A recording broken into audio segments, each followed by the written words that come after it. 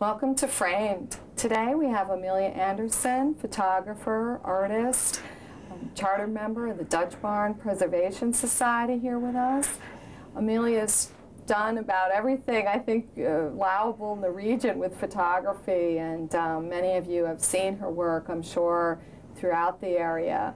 Welcome, Amelia. Well, glad to be here. Thank you for having me. I think you have so many notable statements about your work and where you've exhibited, so I'd rather let you say it to, you know, assure the accuracy of it.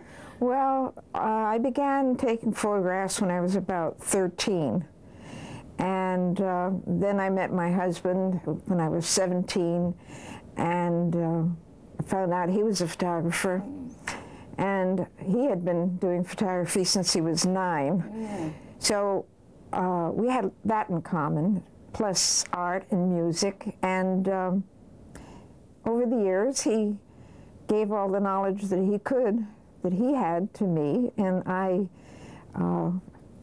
kept on working, and we both have a different eye. In photography, eye is important. And so as the years have gone by, I belonged to the Delmar Camera Club, which is extinct now, and some of our favorite people were Sheila Schlawin, Monica Bishop, Dr. Monica Bishop, Florence Becker, Sarah Whitcomb, who is still around, and gradually our club broke down because many of our people had passed on. So for years we didn't belong to a club, but we still took photographs. And then we decided we'd start a camera club in our local area, and so now we're back into what I call salon photography. Oh, that's wonderful. And I do take snapshots, but I do spend most of my time taking what we call salon photographs. And this is one. I'm also, as we said, an artist. I work in all mediums, oil, watercolor, pastel, acrylics. But my favorite is, apparently, it's photography, but I do love pastel. Pastel is a very natural thing for me. Now, what's the format in most of your photography? Well, by format, do you mean the size, or do you mean, I like to work in 16 by 20, but these are a little bit larger. But meant in the negative, are you shooting 35? No, I shoot 35 millimeter. I have a two Minolta cameras, a 7000 and a 9000. And I have a new conical lens, which is an excellent lens. And I just shoot a lot of pictures. Okay. And I take slides also, because I do photo essays. And today, with photography as it is, especially with the computers and such, you can use slides or negatives to produce your pictures, which makes it nice. This particular picture here is, once a year, the Camera Club has what we call our photo hunt, treasure hunt. Oh. We pick out an area in Greene County, and you have guidelines as to how far you go one way or the other. And this is last year's, and it was, we could go as far as the bridge, but we couldn't cross it. So this was taken on the inside parking lot of... Oh, now I recognize the top of the building. Yes. At the bridge. Yes. This is called Rip Points the Way. Oh, yes. Because that's a beautiful building. It is. Wow. There are so many lovely angles that you can take this, and but it worked very nicely with the framing of the trees and the clouds that sort of centered the weather vane. Yes. And so that the colors are very rich too, I think. This, you know, between the color of the tile on the roof and the blue sky, and the green of the leaves. Just I think your colors are really vivid too. That help. Well, it creates this. It creates the composition of the circular around the center point. That's great. And now, what one do you have behind that? This one is one that was taken outside of the Clark Museum in Williamstown, Massachusetts. They have such lovely little walks, and the neighbor has a pond there. And to me, once you get inside the museum, the views out of the windows are gorgeous photographs, gorgeous paintings like they have hanging on the walls. And so I like to do this. I don't do too many landscapes because I like more intimate objects. But this fence was very interesting, and the trees and the flow of the work leads you in and out of the picture, which was very interesting. That's what I thought. A lot of your work, I think, that I've seen are closer, more detailed shots, as you said, more of an intimate photography, and I think you do that really well. This, of course, is something I worked here at the plaza for several years. I love this. Now, I've never seen anyone go from this angle. As many shots as there are of the Empire State Plaza. Yes. This is the first I've seen at all. On the sidewalk in front of the museum. Wow. Is the angle this was taken from. Oh. And that's beautiful. I have spent many days, and one day in particular we went and did nothing but shoot the plaza. And I'm trying to get my camera club to go there because there are so many interesting angles, and the sculptures and the state buildings are beautiful. Well, I think that's what it would be about, is showing it with a new eye. Yes. You know, I think a lot of people shoot it straight on. Yes. But I think this is unique, the way this is. And if you know what, if we leave that one right there and continue with the work you have in here. Oh, I see, you're going to put them up. Okay, that's fine. Whatever way. It's fine then. My son and daughter-in-law have a timeshare in Aruba. Okay. And last year, lucky you. they asked us to go with them. Good. And so we were coming back one morning from breakfast, and I said to everybody, stand back. And this is the shot I took. Wow. The room is right in here, so we only had a few more steps to go to get to our rooms. Okay. But this early morning light, the perspective, the lines, everything there was just right for me. And so I decided I would shoot this picture. And my daughter-in-law, when she saw it, she said, oh, I got to have that. So I made her a smaller one. Oh, that's nice. I think you're right. We'll slide the horizontal one out and put up a few verticals. It'll work well. I love that. That type of detail, that's what I think of with your work, because I'm always seeing Amelia's work with ribbons on it everywhere that it's exhibited. And she's offered so much to the community with her knowledge and helpfulness, instruction. Well, I try to tell people when they are either painting or taking photographs to get in close.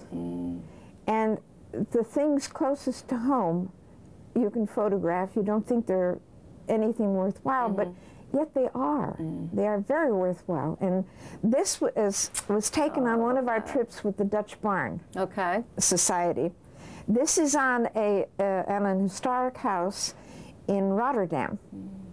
And I did a pastel of their barn, which is the Wempel barn. The Wemp barn we have here in Furbush. Okay, because I've heard that name, the Wempel barn. Oh, on Wempel Road.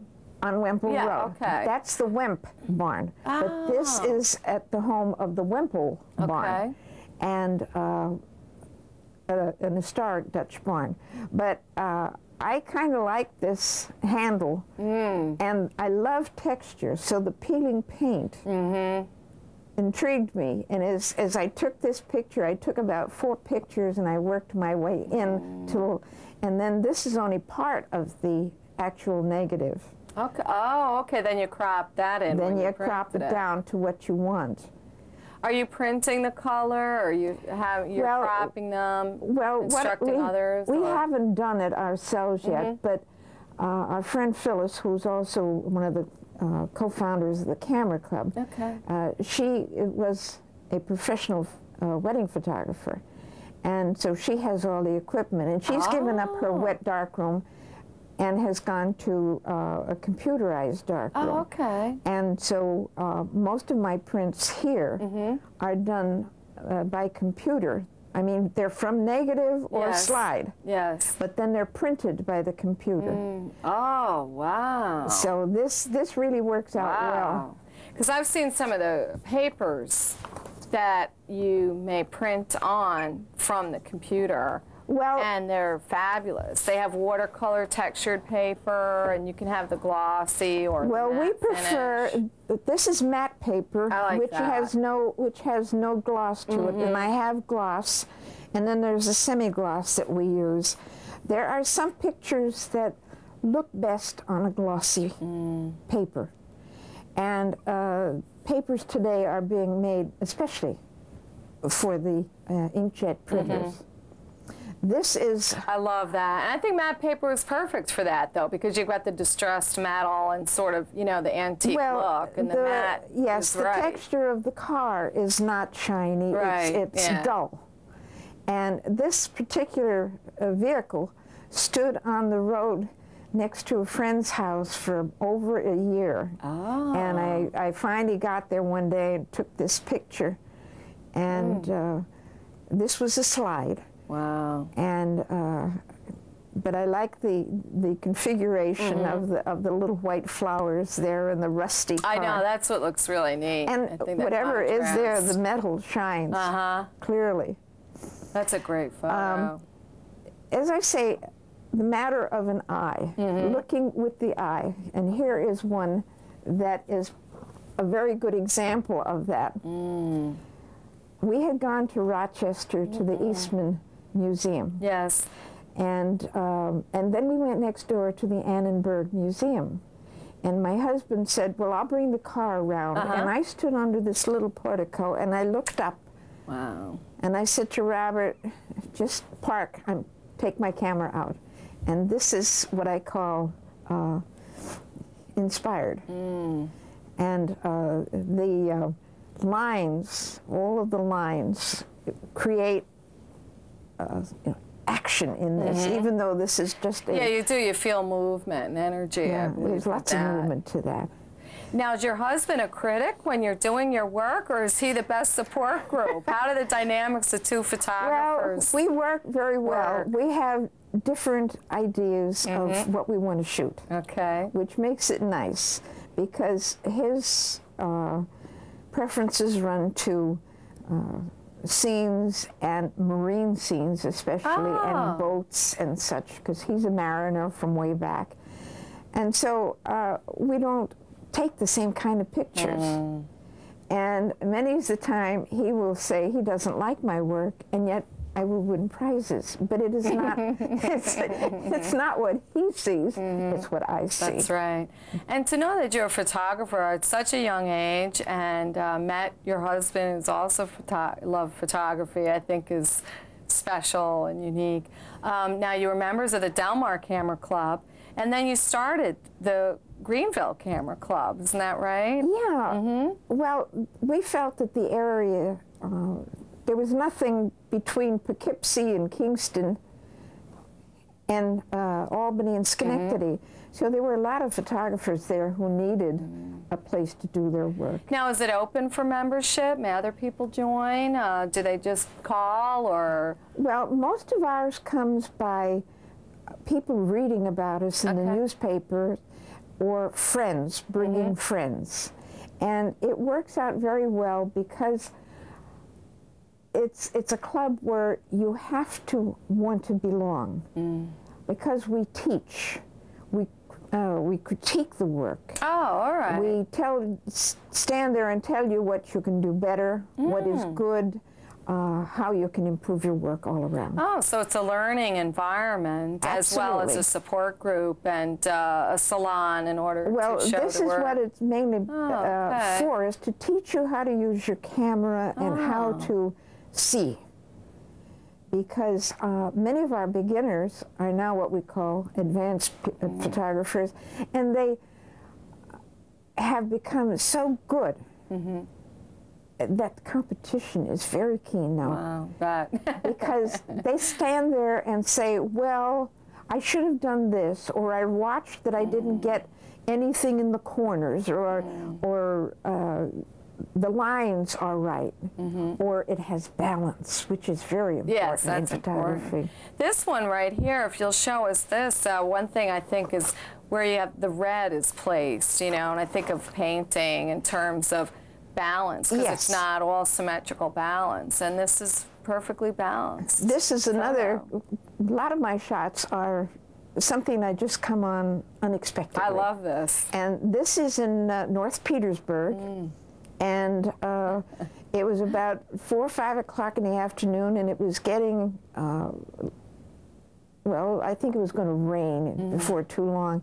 But I thought this was interesting, the character of the items for sale. Yes. And then it said port sale, which was there on the porch. And yes, the color, of course, it balances itself, and the reflections in the window, you can see from across the street, the trees and things. So they work out well. When something hits me, I have to stop and take the picture. Good for you. And even though our club takes trips on specific times, we go to an area or town or something, and we just spend the day taking pictures. But I think most of us find our own good pictures when we're by ourselves. Well, as a member of the Dutch Barn Preservation Society, many of your photos have been included in their newsletter. Yes, I have a few. This particular issue was the spring 2001. I have about 7 photographs. When I go on these trips, I take my sketchbook and I sketch the barns and the houses that we see, and I take photographs. And if I don't come with my sketchbook, the other members will say, where's your sketchbook? Where aren't you drawing? Because you actually go out to the group goes out to study the barns and to learn and to admire them, and then, but you go another couple of steps further, I think, with bringing in your creative I like to talent. Record things, and I have a bad reputation of many times I will take a photograph of something, and the next time I come around, it has crumbled or it has disappeared. So I feel that I am recording history, that moment in history, which won't ever be seen again. Now, speaking of history, what's the background with this? Looks like a historic door there. This is a very interesting place. This is Sharon Springs, right out on Route 20. Most people know it. Yes. It was a very famous sulfur spa. They're trying to bring it back. Oh, good. I hope so. There are a couple of people who are investing in restoring the buildings and restoring the town. And this is a door into one of the spa rooms. Wow. And it's in the back of the building. You don't see it from the street. Wow, I love that. So you walk around and you find these. I have a great love for doors. Yes, and you pick out some really fabulous doors, I think. To me, a door or a window is like finding a secret, and you want to know what's behind it. And it's sort of a mystery. What's there? And what kind of stories can they tell us? Now, in addition to your photography, and I think you do, you know, a lot of architectural things, you also have some fabulous work in other media. And what about this one, Amelia? This is really a striking piece. Well, actually, I did a slide, and I wanted to do this painting from it. It was taken at church, where it's in near, it's in Massachusetts. Okay. Frederick Churches. Oh, the gentleman who did Lincoln statue for Washington. Yes. And this was vine they was had the growing. whole sculptural part. There was a vine, a grapevine growing up along the pillars, and I took the picture. And of course, the grapes then were white; they weren't ripe. And one day, I had set my easel up, and I was working for about a week. And as I was working, I was using the greens.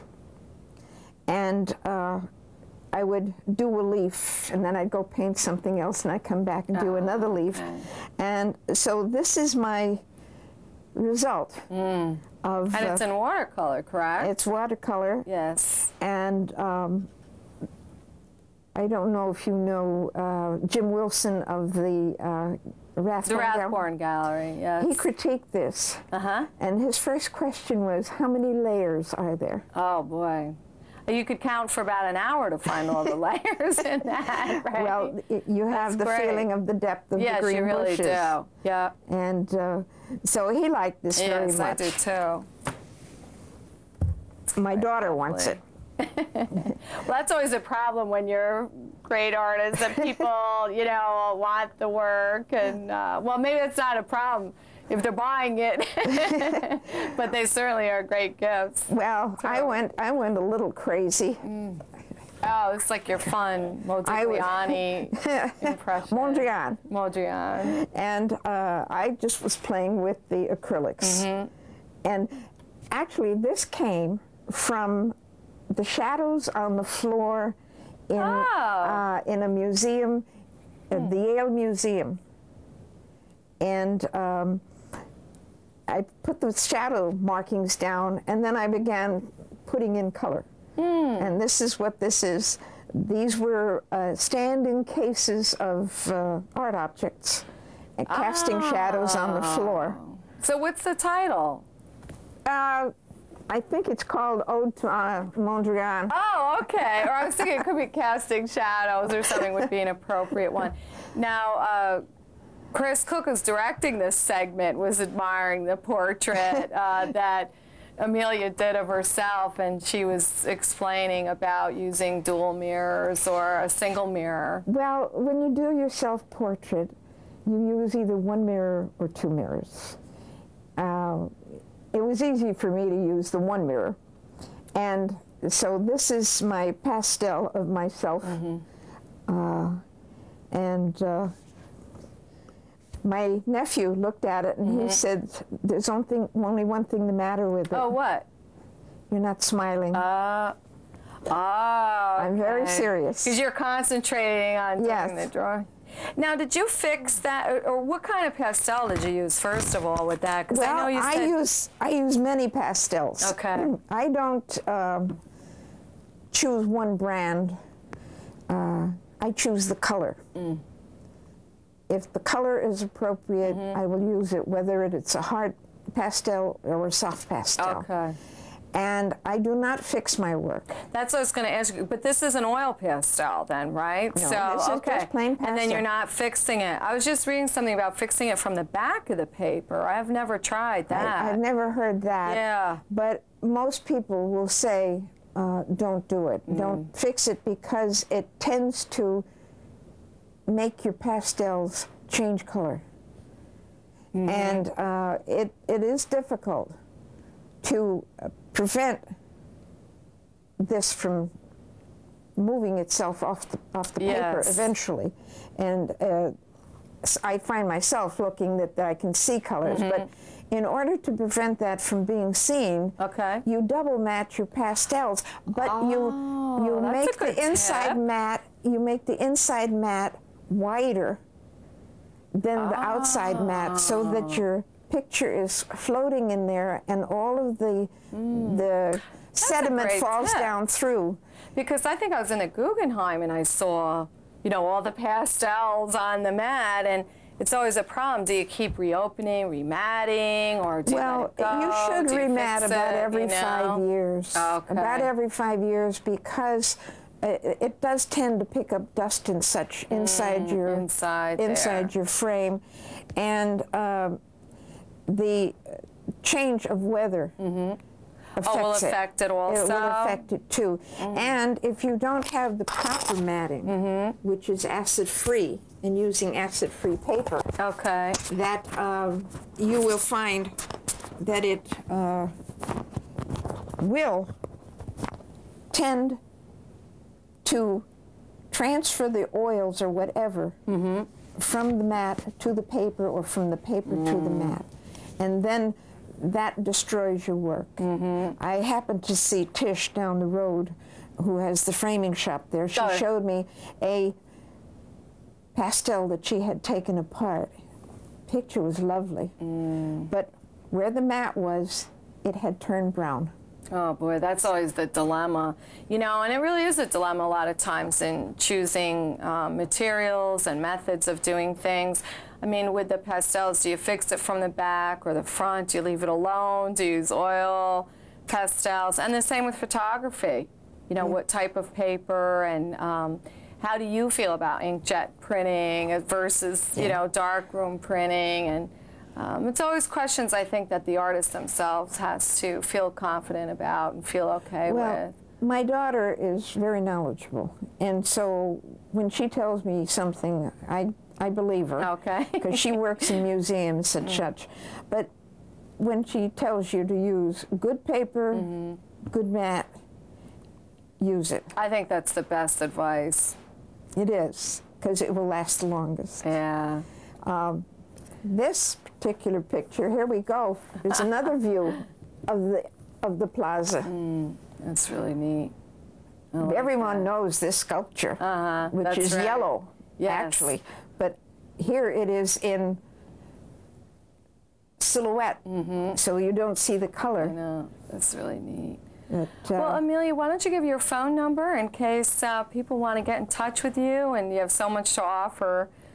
Well, I live in Westerlo, and I live in an old Dutch house, and my phone number is 518-797-3466. Okay, well, I'm so glad that you came and shared just a very small fraction of what you know about photography and about art with us. And thank you for watching Framed.